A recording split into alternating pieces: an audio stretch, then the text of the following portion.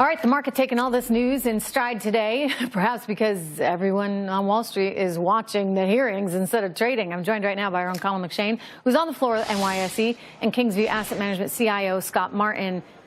Colin, anyone actually trading down there? Yeah, well, as you know, there's a lot of computers handle that these days, Trish. There is something to be said about the fact that there are a lot of televisions on the floor here, obviously, like anybody else in the country, I guess, that are paying attention to this hearing. Volume-wise, I think we looked at it earlier versus the one-month average. It's like about 10% below, so it's not like it's falling off a cliff by any means. But if you walk around the floor, which I did here, even just a few minutes ago, you'll hear the volumes turned up on the TVs, which you don't hear often. So people are definitely paying attention to it. You know, you see the Dow up 100-plus points. We're up 171 earlier. We're having a fairly normal day here, Trish. Hey, Scott, do you think that this could have big ramifications for the Republican Party, for the president, and therefore our economy? Because let's not forget, lower taxes, less regulation, that has been a pretty good prescription thus far. Could the Judge Kavanaugh hearings and perhaps his lack of appointment, which creates a lot of discourse come midterms, actually hurt the president, Republicans, and our economy? Yeah, I think you nailed it. It's the snowball effect, Trish. It's this, then leading into November, then a vote against the president's agenda, a blockade of his future policies, let's say, if the Democrats take Congress, and then, therefore, you've got a stalemate in D.C., and then you've got at least a country that maybe isn't so excited about the Trump policy agenda. And that really is what I think the market, to Connell's point, is able to trade on days like today and days like we've seen recently, where at least we're so comfortably in that, say, arena of knowing that the Trump agenda is moving forward, it's moving on, and therefore that's going to help support stocks here. You know, the Trump agenda has been very good for the American economy, and that lower taxes, it's not rocket science, right? You put more money in the hands of people, they feel better about themselves, they spend it, et cetera, and it has a positive effect overall.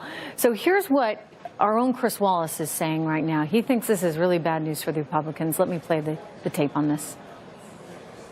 This was extremely emotional, extremely raw, and extremely credible.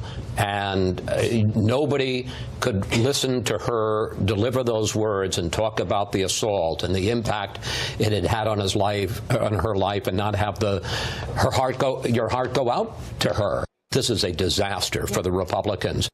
Scott Martin, is it? Not yet. I mean, listen, it's a nomination. We're gathering the evidence. Yes, it would have been nice to know this stuff before and not have it played out in public court, as it were, and have it come down like this. And I agree with Chris. I mean, it's terrible to hear for anybody to have to go through this, let alone in this forum, and relive it effectively, Trish. But the fact that this eventually, yes, will get worked out as far as we're going to find out what really happened, hopefully. And if there is fire where there's smoke here, the Republicans have to deal with it and move on. I don't know if you're ever going to find out what really happened. I mean, we're talking 36 years ago, Connell. I mean, that's the most devastating part about this. You know, trying to piece together all the facts after so many years is next to impossible. Colin, your thoughts? And I just one final point. I would say it could very well be a disaster for Republicans, to Chris Wallace's point, in terms of getting this particular nominee through a Senate that's controlled by the Republicans. So our larger conversation, though, it could be a little bit of a different angle here. What Scott and I are talking about is that from the perspective of financial markets, for it to be a true disaster for Republicans, you'd have to bet that the Republicans are actually going to lose the Senate.